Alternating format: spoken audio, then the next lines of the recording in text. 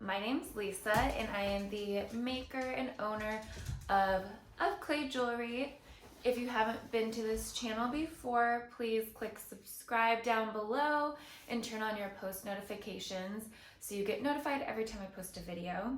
I post videos about polymer clay and jewelry care every Tuesday, every single week. So please tune in and support this channel if you're interested in learning about making polymer clay jewelry. So today we're going to talk about getting rid of lint, debris, fingerprints, and little nail nicks on your jewelry.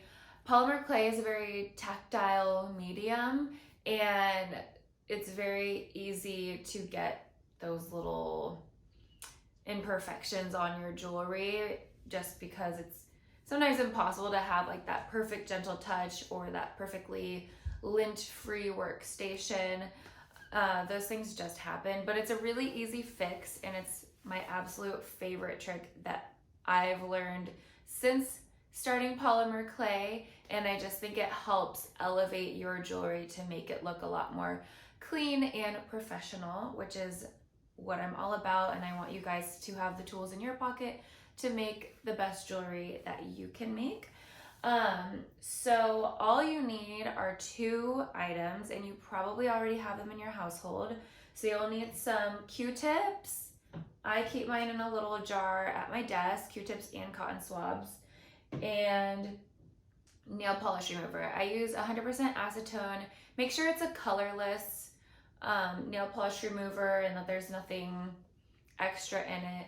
Like there are nail polish removers that are conditioning or strengthening, and you don't need all that. Just get the cheapest, colorless, 100% acetone. I got this from Target. And all you'll do, so I have a few pieces, but this one is one of the cow print pieces from a jewelry piece in one of my lines. And the light color really attracts lint. And so there's a few fuzzies in here. I have another one that there's a small fingerprint on. I mean, I don't think that the video is going to pick that up, but I'm going to switch camera gears and show you how easy it is to remove. My setup is just going to be pouring a tiny bit of this into the cap, and I'm going to use a Q-tip and dip it in there. So let's change angles and I'll show you how to do it. Alrighty, so I have my acetone here. I'm just pouring it into the cap. Carefully not to spill. Just a tiny bit. I've got my Q-tip. You just dip it in, and as you can see here, there's a tiny fuzzy. Hopefully that shows up. And all you do is give it a good scrub with your Q-tip. And you'll even see it's starting to appear a little bit more because it was a bit embedded in the polymer clay. So this is removing that top layer, and eventually it'll wiggle it free. So just like that. And you'll see that the fuzzy is now gone. When I'm finishing my pieces, I will also give it a nice rub down with acetone because I think it gives it this really nice matte and smooth finish. And then I'll clean off my jewelry with a little just plain rubbing alcohol. So that's all you do. This one had a fingerprint on it.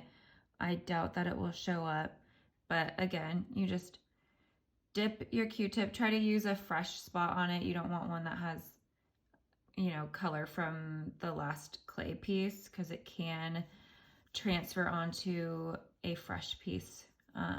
So yeah, you just do that. You can get a new Q-tip to clear off the spaces so there's no smearing of the colors, so that's nice and even. But that is pretty much it. So that's pretty much the technique. It's really simple, but like I said before, I think it elevates the look of your jewelry significantly and makes it look a lot more refined.